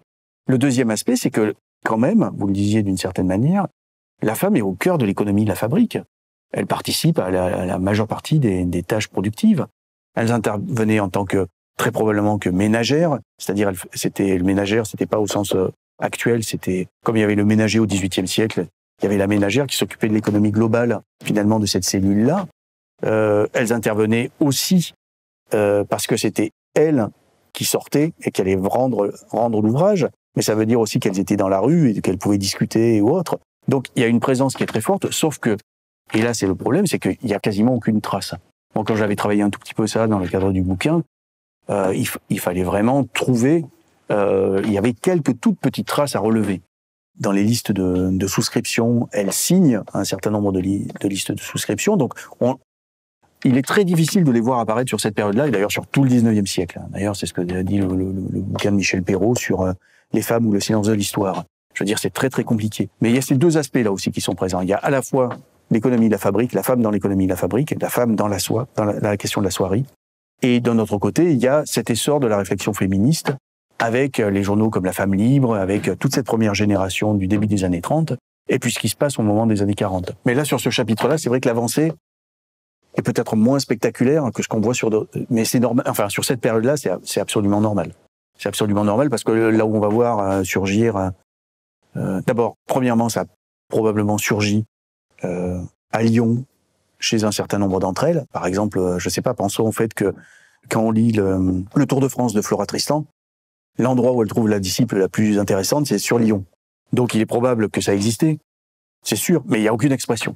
Il y a pratiquement aucune trace. On va pratiquement pas trouver de texte.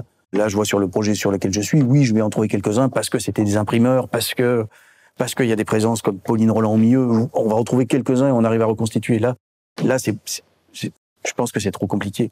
Et en fait, pour voir surgir ces premières expressions-là, il faut regarder chez les Saint-Simoniennes ou chez un auteur comme George Sand. Il faut lire ce qu'elle écrit à ce moment-là.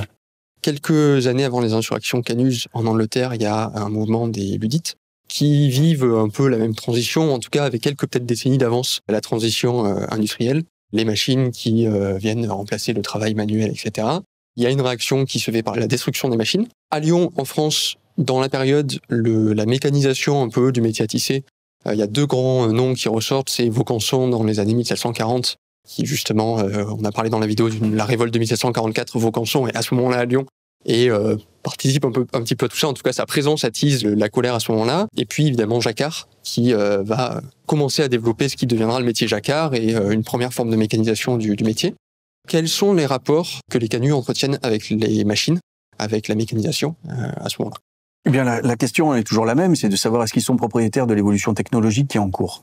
Dans le cadre de leur industrie, ils étaient dépendants de la sophistication et de l'évolution de leurs machines.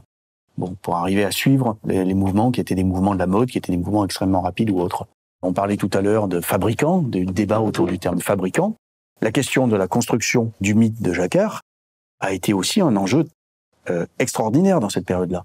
Parce qu'il y a toute une littérature qui se développe à ce moment, qui est une littérature libérale, d'un certain nombre de pamphlétaires libéraux, qui racontent cette histoire-là en disant, ben voilà, Jacquard, en fait, contrairement à ce que vous pouvez penser, c'était pas vraiment un canut. Parce que c'était un type qui était au-dessus de ce qui se passe à ce niveau-là. Et donc, qui a inventé une innovation qui était une innovation absolument magistrale, que bien entendu, les autres n'ont pas compris, et donc on a cherché à détruire. Sauf que y a un certain nombre de collègues, de Cottereau, Jarige ou autres, qui ont travaillé sur ce mythe de Jacquard et qui ont montré que c'était une pure légende qui a été fabriquée par ces libéraux-là pour dire, bah écoutez, regardez, c'est finalement, on a parlé d'une race de crétins qui sont incapables d'évoluer. Bien entendu, ils étaient incapables de voir la beauté de cette machine nouvelle qui faisait passer à autre chose, et donc ils la détruisaient parce qu'ils la comprenaient pas. Or, ça s'est pas du tout passé comme ça, et les gens qui ont travaillé sur la mécanique Jacquard de façon très précise, aux arts et métiers, avec il y a Cottereau qui avait bossé avec un ingénieur, puis Jarige a repris aussi ça derrière, montrent que ça s'est pas du tout passé comme ça. Jacquard lui-même n'a pas créé le Jacquard, il a créé une toute petite partie, et d'ailleurs une partie qui fonctionnait pas vraiment, et en fait c'était tout un ensemble d'innovations qui ont été produites collectivement par le milieu, et que discutaient les artisans entre eux, parce qu'il y avait tout un système d'invention qui était un système de brevets et d'invention qui était extrêmement précis dans le cadre de la régulation de la fabrique, qui ont conduit aux améliorations successives du métier. Donc ils n'allaient certainement pas le détruire, ce genre de choses. Donc là encore, il faut voir que c'est un des éléments de cette histoire-là, mais c'est un élément qui a été un élément polémique et qui a été un élément de controverse. Ces pamphlétaires libéraux, c'est Lamartine, par exemple. Il y a Lamartine, par exemple, quand on lit l'éloge de Jacquard par Lamartine, mais c'est atroce. Voilà, il va le voir, il dit finalement, il était aussi bête qu'en fait, c'est une machine menant une autre machine. Et donc, quand il y a la fameuse brochure là, du secrétaire de Lamartine, là, qui était Joanny Augier, qui était dans les Français peints par eux-mêmes. Et c'est atroce à lire. Je veux dire, on a l'impression de voir les jambes courtes, le teint dégénéré, quoi. En gros, mais ils disent le mot une race européenne. Oui, voilà, la bâtardie, voilà, c'est ça, une race de crétins, voilà. Donc, c'est le tout premier texte d'époque qu'on a lu pour voir ce que Lamartine, etc. C'est une sacrée. On a été impressionnés. On est allé voir directement la gravure justement du secrétaire dans les Français peints par eux-mêmes.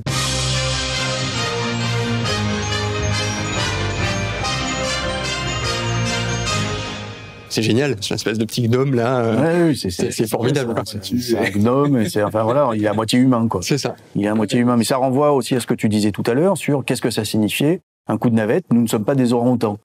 Ou à un autre endroit, il dit, on n'est pas une table, ou on n'est pas, voilà. C'est aussi un des aspects très importants et qui renvoie aussi, ça avait été travaillé dans le livre par Emmanuel Renaud qui travaille là-dessus. Ça renvoie aussi à toute la réflexion qu'il y a à l'heure actuelle en théorie de la justice sur la question de la reconnaissance. Parce que cet aspect-là, cet aspect humiliation et autres, l'un des points qui est inouï sur cette période-là, là aussi, il faut essayer de voir de quoi il parlait exactement.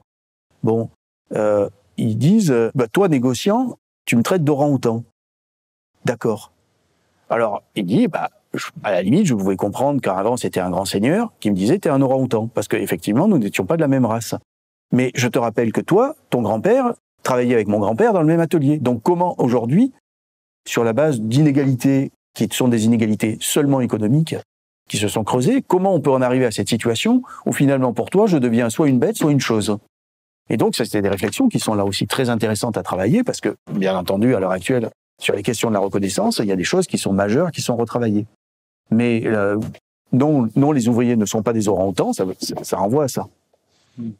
Parce que c'est la période où, en parallèle, où dans certains milieux aristocratiques et bourgeois, on s'oriente vers une réflexion un peu progressiste et humaniste, etc. Il y a The Dark Side de l'autre côté, qui est une volonté de scientifiquement déshumaniser des pans entiers de l'humanité. Et en fait, on l'a vu en lisant, c'est que ça a été pérennisé et c'est devenu système pour les peuples des colonies, cette déshumanisation et cette création du système de race. Mais il y a une tentative de le faire aussi avec finalement des populations européennes, ouvrières, des villes, etc. Où c'est cette histoire-là de dire le Canut est-il vraiment finalement si humain que ça?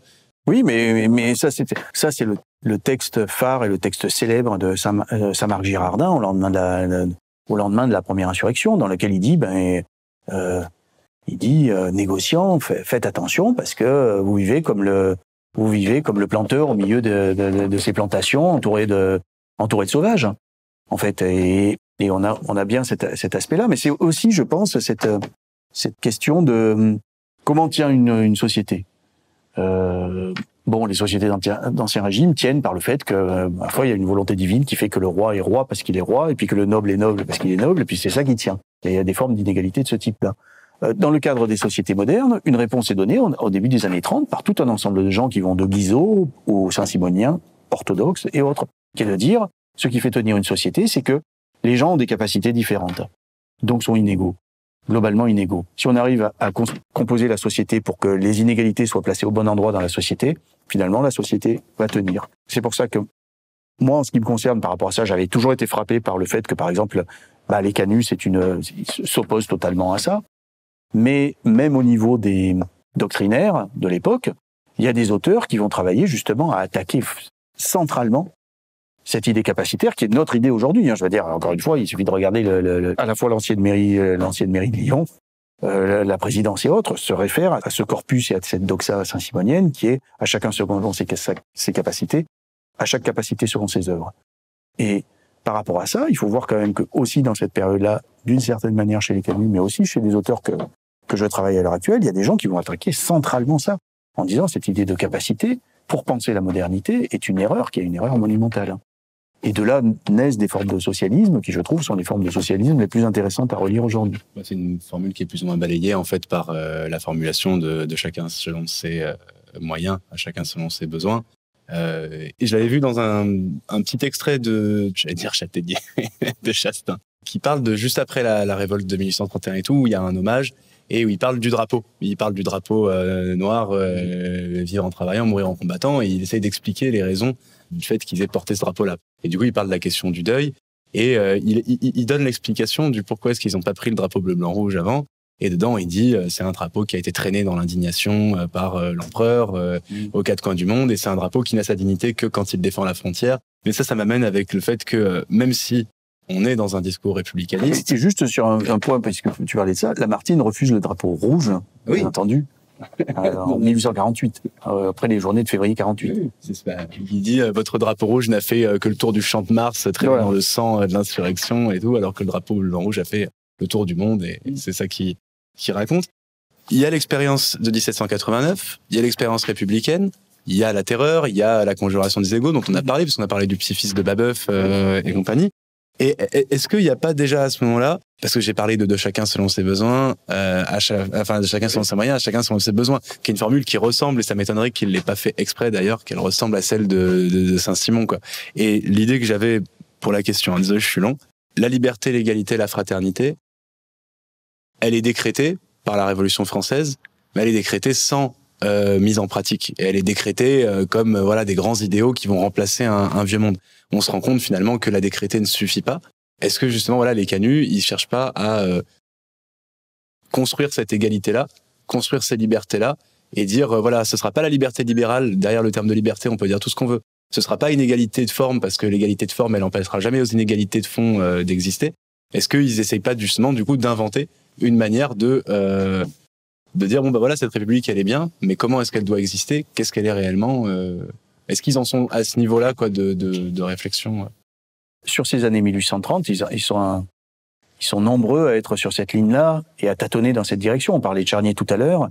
Quand on regarde la réflexion globale politique de Charnier, qui est pas totalement articulée et autre, c'est comme ça. Tout à l'heure, je parlais de du caractère piégeux de la formule saint-simonienne, qui a un immense progrès d'un côté, mais qui introduit à ça. Bon, critique du programme de Gotha, ok. Mais à chacun selon ses besoins, c'est déjà exprimé très clairement au tournant de 1840 par de nombreux auteurs. Par exemple, Louis Blanc, les gens qui vont être à la Commission du Luxembourg en 1848, ils reformulent complètement ça, et ils ont des formules du type de chacun selon ce qu'il est capable de faire, et à chacun selon ses besoins. Bon, il y a 10 ou 15 ou 20 formules différentes. Marx les récupère 3 ou 4 années plus tard, mais ces formules-là sont déjà présentes. Quant à ce qui se passe dans la période... C'est pour ça que tout à l'heure, je débutais en parlant de ce siècle 1750-1850.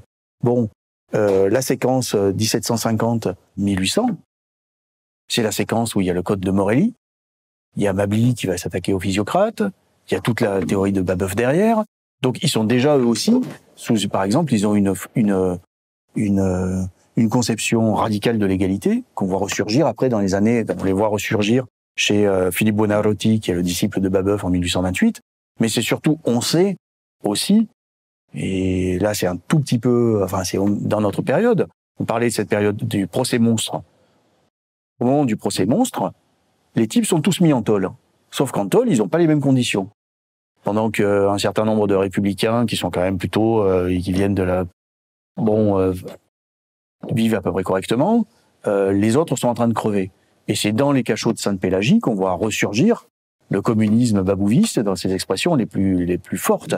Le communisme babouviste qui va donner après la révolte de 1839, et puis qui va s'exprimer d'une façon différente dans les grands textes des années 1840. Encore une fois, Cabet revient d'Angleterre, où il a été en exil avec son voyage en Icârie. Le voyage en Icârie, c'est une forme de communisme un petit peu spiritualiste, mais égalitarisme radical. Louis Blanc, organisation du travail, va commencer à développer ça, chacun selon ses besoins, et ils vont travailler cette formule, lui, Vidal, Pecker et tout un ensemble d'autres. Donc tout le monde à ce moment-là travaille sur ça, et je pense qu'un certain nombre voit le caractère aussi piégeux de la formule de justice saint-simonienne prise Bon, et encore une fois, moi, j'avais été très frappé quand j'écrivais. Alors, c'était après la période sur les canuts. J'écrivais sur ces générations d'utopistes-là. J'avais été très frappé de voir à quel point ils repéraient tous, et les canuts aussi l'avaient repéré, le problème que pose la formule capacitaire. Voilà. Et c'était, alors vraiment, on trouvait cette référence partout, dans les programmes politiques, dans le programme politique. Je me souviens de ce papier sur Hollande qui disait « Le hollandisme est un saint-simonisme ». Puis 5 ans plus tard, on a eu Macron et fils de Saint-Simon, du saint-simonisme. Donc on a... Ouais, c'est bientôt le retour au droit divin, alors. Je sais pas la grâce de Dieu. Ouais. Si vous voulez continuer là-dessus, sinon j'ai des questions. Mais sur la grâce de Dieu. Je sais que la vision des canuts et l'interprétation de ces insurrections a beaucoup évolué, à la fois dans les sphères militantes et puis après dans l'histoire. C'était pour avoir un aperçu un peu général de ce mouvement-là. Chaque période a une approche, a une lecture qui est orientée par les préoccupations du temps. Ça ne veut pas dire que l'historien invente les histoires qu'il raconte. Ça veut dire que les histoires qu'il raconte portent un certain nombre de préoccupations. Moi, c'était le cas quand j'ai écrit Les canuts et la démocratie turbulente, qui est une approche avec, je dirais, avec une tonalité qui est une tonalité pragmatiste, qui correspondait aussi à ce qui se passait dans les sciences sociales à cette époque. Mais par exemple, je le racontais pour le bouquin que je suis en train d'écrire sur Boussac, sur la communauté de Boussac. Bon, je me suis mis à m'intéresser à un aspect qui est présent dans la théorie de Pierre Leroux et qui est mis en pratique en 1845 dans sa ferme là-bas. C'est la théorie de la merde, le circulus, qui est une théorie de la nature, qui est une forme d'éco-socialisme. Bon, il y a 20 ans, j'aurais écrit là-dessus, j'aurais peut-être dit, bon, mais il est complètement farfelu avec ses histoires de théorie de la merde, et j'aurais pas fait un chapitre dessus. Tandis que maintenant, il y a des gens qui travaillent là-dessus en se rendant compte à quel point c'est quelque chose d'hyper important. Alors aujourd'hui, où on parle d'économie circulaire, qu'est-ce qu'il racontait, lui, dans son circulus? Et on se rend compte que c'était pas si idiot que ça. Bon, de la même manière, dans ce bouquin-là, eh ben, il y a un chapitre où je me pose la question, et les femmes alors? Peut-être que je me serais pas posé la question il y a 20 ans. J'aurais écrit un livre avec tout autant de billes, mais je les aurais mises ailleurs. Bon, voilà. Concernant l'historiographie sur les canuts, ça s'est passé un petit peu de la même manière. Il y a une historiographie immédiate avec le premier compte-rendu de Montfalcon en 1834. Puis après, vous pouvez passer sur le moment où Jaurès et les autres écrivent l'histoire du socialisme, où la revue socialiste monte avec Malon et autres, il y a une interprétation particulière. Moi, je sais que le tout premier article que j'ai écrit sur cette histoire-là, c'était un article sur 1931, le centenaire de la première insurrection, où j'avais regardé l'interprétation de Godard d'un côté. Qu'est-ce qui est intéressant pour lui? C'est la coopérative, la montée de la mutualité, mutualisme et autres. Bon. Et puis il y a un livre, le premier livre de Fernand Rude, mais qui, à ce moment-là, est très proche des fractions, je dirais, les plus orthodoxes du Parti communiste. Et donc il a une interprétation, le Canut, il a une interprétation comme chez Bruat, le Canut, c'est un demi-prolétaire. C'est en quelque sorte quelqu'un qui pouvait pas faire mieux parce que de toute façon, il n'avait pas vécu la séparation radicale de l'homme et des instruments de travail. Bon. Donc là, il y avait deux interprétations différentes en 1931, on voit bien comme ça.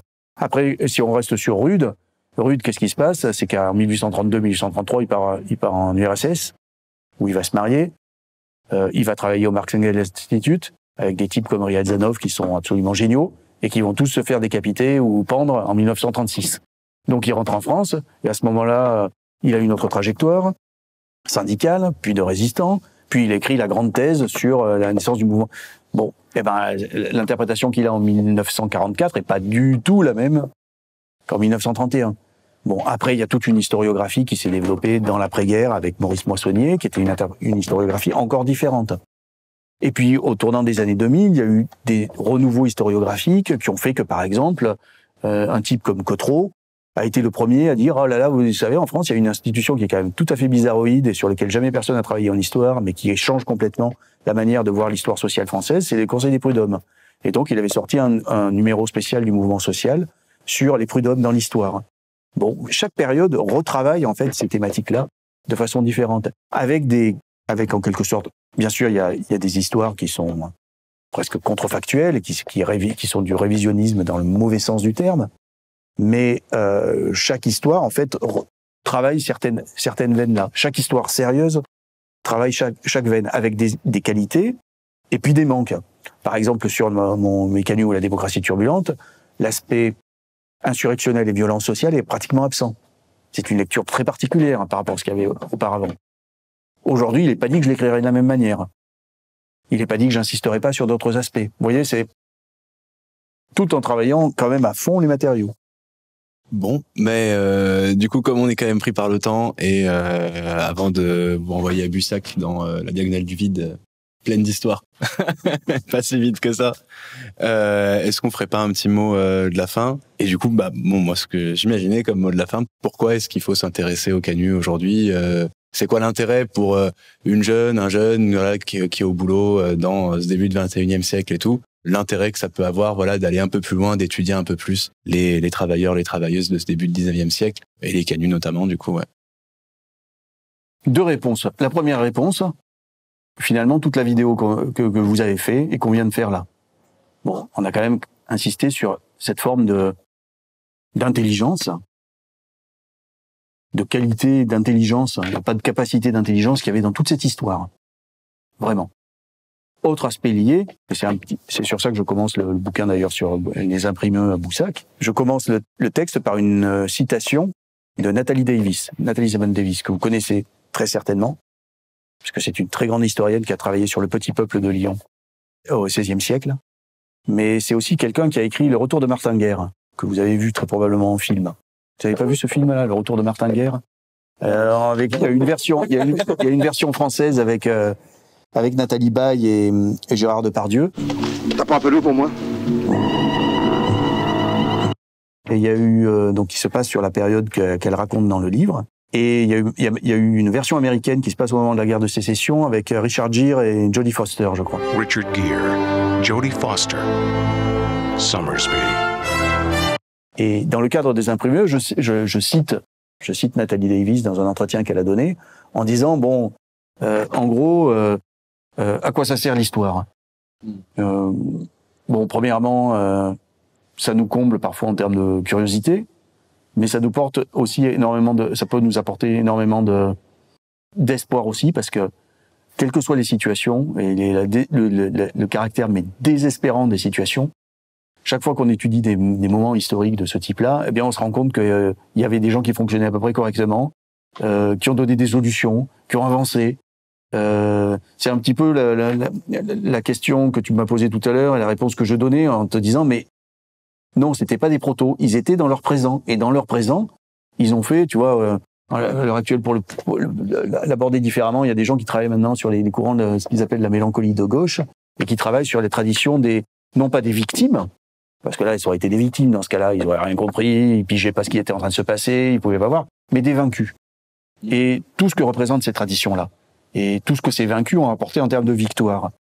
Et je pense quand même que ces histoires de l'écho de la fabrique, l'histoire de la communauté de Boussac, ou ce que j'ai écrit sous forme de roman, moi aussi à mon tour, ou de romans vrais, sur l'histoire des Raspail, par exemple, c'est des histoires de vaincus qui par certains côtés étaient vainqueurs et qui aujourd'hui quand même, c'est quand même pas drôle. Ces histoires-là apportent ce genre de choses. Voilà. Mais là aussi, c'était par rapport à ta question, il faut vraiment plonger dans ces histoires particulières et dans le détail de ces histoires particulières d'un type comme Charnier, par exemple. Sinon, au départ, moi, un prud'homme, a passé 4 ans à travailler sur un bonhomme prud'homme du début du 19e siècle. Et puis finalement, on découvre ça à l'arrivée. C'est ça que ça apporte, et c'est ça que finalement essaye d'apporter les historiens ou autres. C'est ce genre de choses-là. Alors, il l'apporte sous une forme qui peut être une forme d'un travail académique, comme là. Ils peuvent l'apporter aussi sous des formes d'écriture un tout petit peu différentes. Et il y a énormément de réflexions à l'heure actuelle sur la question de l'écriture de l'histoire, pour dire comment faire en sorte que, par exemple, moi, je pense que mon bouquin sur Charnier est mieux que le bouquin sur les canuts ou la démocratie turbulente. Le Charnier, il a dû se vendre à 350 exemplaires. Comment faire en sorte de faire, pour moi aujourd'hui, qui suis à une phase de ma carrière où je suis quasiment à la fin, comment faire en sorte de passer autant de temps et que ça soit pas 350 exemplaires, mais ça soit lu par beaucoup plus de personnes, vu ou compris ou autre par beaucoup plus de personnes. Et c'est sur ça qu'en ce moment, peut-être parce que si on est encore une fois, on est tenu pendant très longtemps, on est tenu par des règles qui sont des règles académiques Et puis à un moment, on est un petit peu plus tranquille. Et c'est vrai que sur le Raspail, j'ai écrit un roman vrai. C'est un roman, par certains côtés. Mais c'est un roman sur lequel j'ai passé peut-être 3000 heures dans les archives. Et qui s'appelle comment? Ça s'appelle Des Républicains, justement, ou le roman vrai des Raspail. On fera avec attention et on fera de la pub pour que ça se vende à plus de 350 exemplaires à notre petite audience pour le bouquin, votre prochain bouquin. Juste pour l'anecdote comme ça et pour conclure, vous avez très bien bouclé la boucle. Parce que la toute première vidéo sur la chaîne, ça fait 3 ans maintenant, c'était une longue série de vidéos en fait sur Salvador Allende, l'unité populaire, tout ça, et que dont l'objectif principal c'était de les présenter non pas comme des victimes, mais comme des vaincus de l'histoire, et leur redonner justement cette place-là. Donc voilà, on fait maintenant l'équivalent pour les canus. Super. Et bravo à vous pour cette initiative, parce que c'est vrai que l'information passe finalement beaucoup plus comme ça maintenant. Et c'est ce qui est difficile pour finalement en termes de génération à comprendre. Ce basculement-là est difficile à comprendre.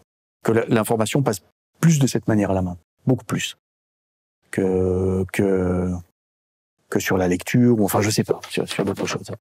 Écoutez, c'était hyper intéressant. Moi, franchement, je suis ravi. Bon, super. C'est parfait. Donc parfait. Merci beaucoup. Et tu veux faire le petit clap de fin. Allez, parfait. Franchement, super. Merci beaucoup. Eh ben non, mais merci à vous. Comme ça permet de discuter aussi un peu. Donc on a fini par se tutoyer en milieu, je crois. Oui.